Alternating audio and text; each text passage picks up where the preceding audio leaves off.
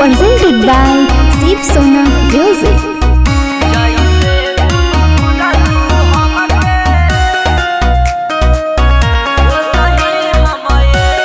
Music by Lokesh Nirala.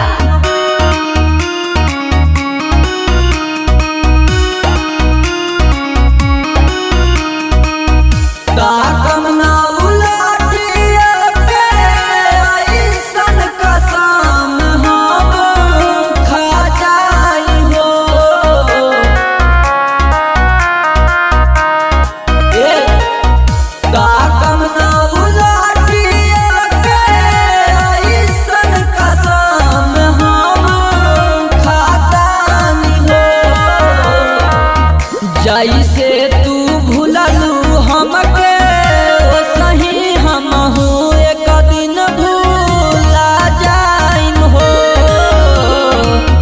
जैसे तू भूललू हमके ओ सही हम एक दिन भूला जाइम हो। Mixed by Lokesh Nirala.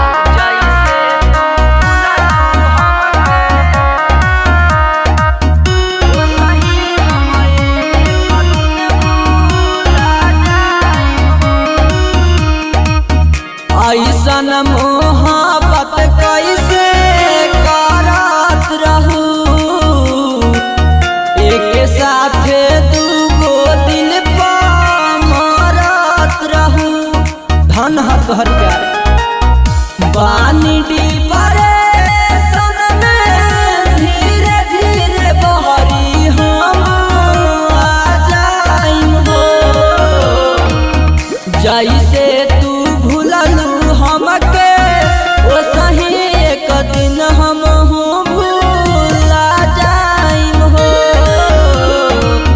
जैसे तू भूललू हमके ओ सही हम एक दिन भूला जाइम हो।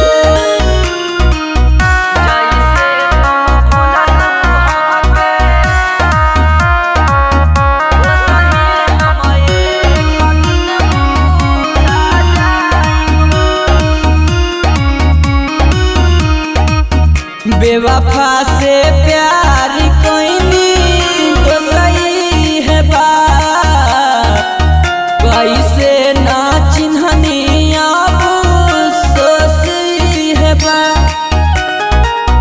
कहे लोकेश गेहूं देखी सुकून एक दिन पा जाइम हो। जैसे तू भूललू हमके ओ सही एक दिन कहियो भूला जाइम हो। जैसे तू भूललू हमके ओ सही एक दिन हम कहियो भूला जाइम हो।